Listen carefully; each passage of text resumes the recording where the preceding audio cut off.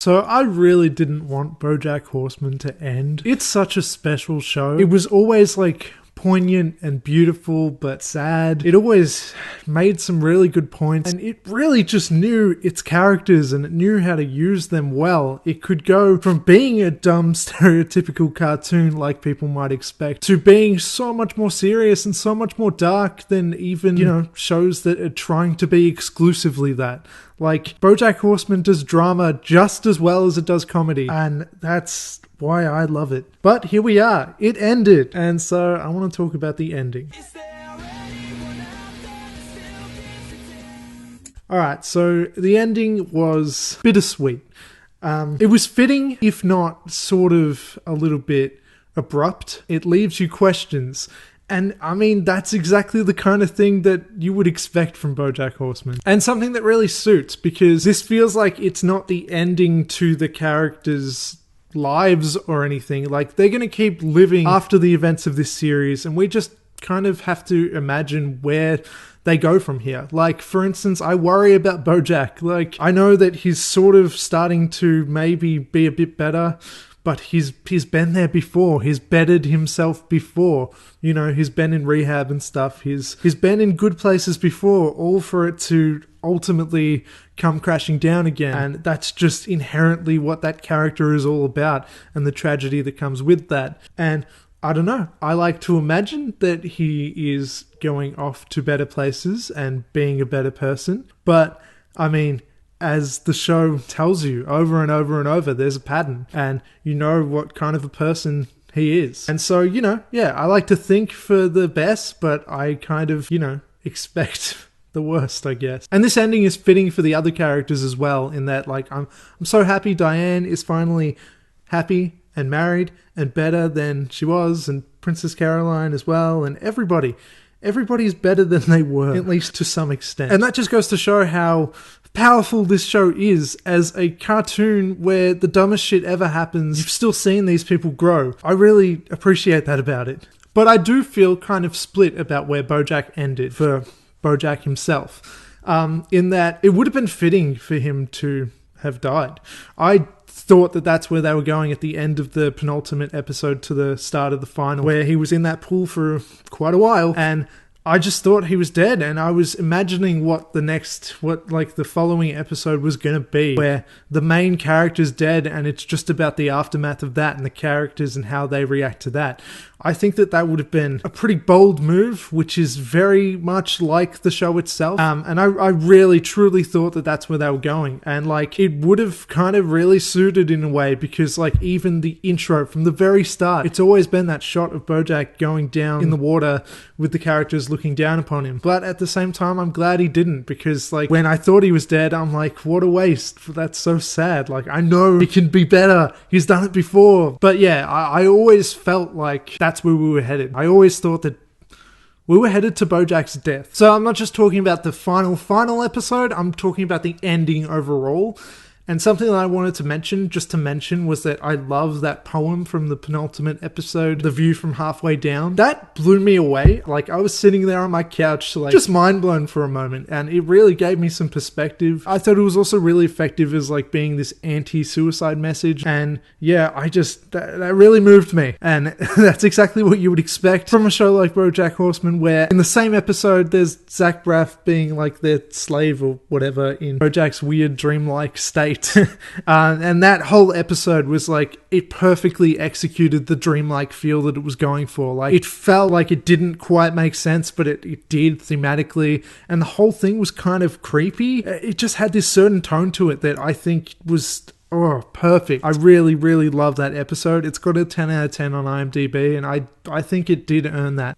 So I'm just going to run through the characters now. Mr. Peanut Butter's ending is whatever. Like, he's kind of in the same place. He's a bit better, but I really like the sort of friendship between him and Bojack, where he's just going to support him, but at the same time, like, he does leave him at the party because he's also sort of negligent, and you can see that hasn't quite changed. That's still kind of how he is, but it was fitting. Like, he was just the side character that didn't matter as much. Similar for Todd, even though he was a bit more of a main character, but he also has grown a lot, even though he still does some stupid schemes and stuff, even during the final couple episodes. But I love the scene where he takes Bojack to the beach under the guise of like just another stupid scheme, but really it was to get him out of a situation where he could see that Bojack was uncomfortable. Just goes to show how sweet he is.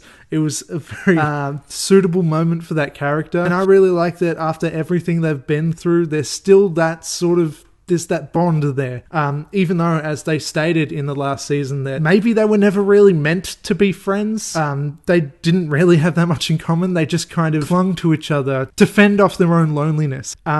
But in the end, it did kind of form this strong bond between them, and they really do sort of understand each other. Like I've been saying, like it's explored these types of characters, personas, deeper than I ever would have thought during season 1. Probably deeper than even the writers and stuff thought during season 1 as well. It's kind of amazing what the show was able to accomplish, especially in like, you know, half-hour snippets. And with Princess Caroline and Bojack, they had one of the best conversations maybe during that final episode about mutual respect for each other, but also about where they're going to go from here.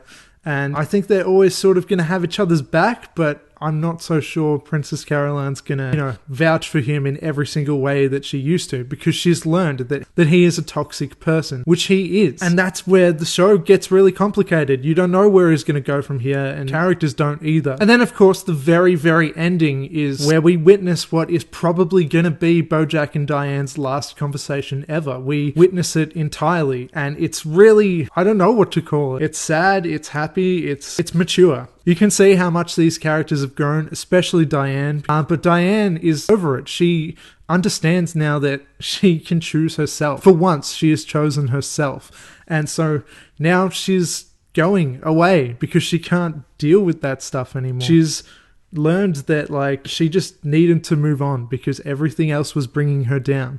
Throughout the series, she really dealt with depression quite a lot and stuff, and that's why I've always found that character really interesting. And now there they are sitting one last time as they've truly very much grown apart, which is sad. Diane's just moving on. She doesn't have the heart to hate Bojack anymore. She doesn't have room in her mind for that anymore. She just can't do it. She can't waste her energy on that. So she still has this fondness for him. She still has these feelings for him. And she goes on about how she doesn't regret ever knowing him, that knowing him made her who she is.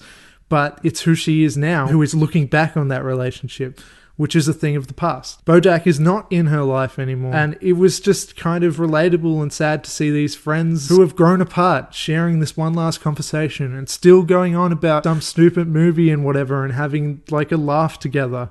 But in the end, they know like the deeper things going on within, especially Bojack, it's like that just doesn't work for them. It's just perfect. These characters have grown in such a perfect way, such a naturalistic way. Bojack Horseman, I feel like always knew exactly where it was going. The ending itself did feel a bit like, that it's ended now.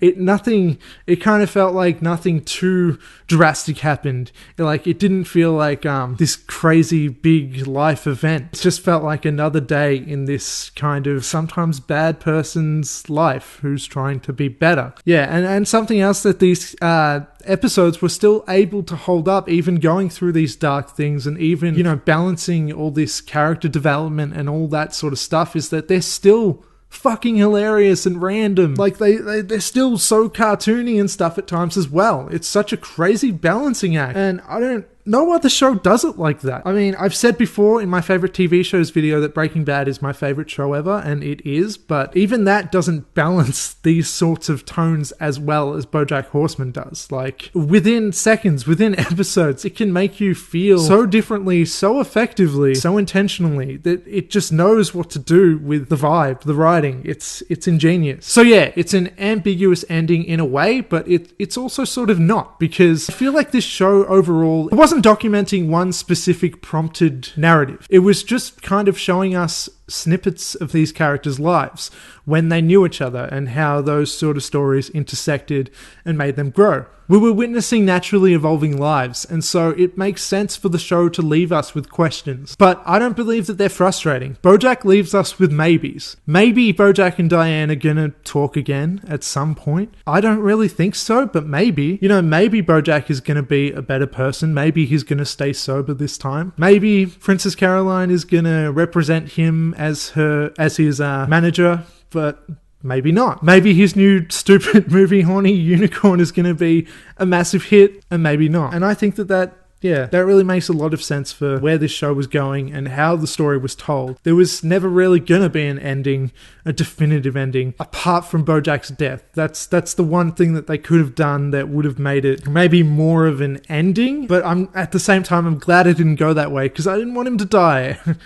But we can't always get what we want, because I also didn't want the show to end. And here we are. But at the same time, I'm glad that the show did end before it got stale. Like, there's not one bad episode of Bojack Horseman. There's just not. I also like how the last season kind of got into the, whatever you call it, Me Too culture or the cancel culture or whatever, and kind of showed the ins and outs and both perspectives of that, and how, well, it makes a lot of sense for this character who is quite I don't want to say dangerous, but he's not exactly a person that is healthy to be around for other people. And yeah, it's a really interesting contrast, like him blending between being the hero and being the villain of this story, because he's not evil, but he's selfish. He brings people down, and he has ruined people's lives and done some bad stuff. Maybe not to a crazy extent. He's not a murderer or whatever, but he definitely has his regrets. And it's a character like this that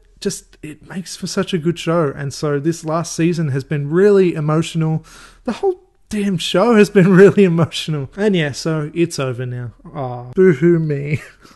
So let me know what you thought about the final season, the final episode, Bojack Horseman, the entire series overall. And do the stuff, and like, comment, and share, and subscribe and stuff, please. Yep, cool. That's all. Goodbye.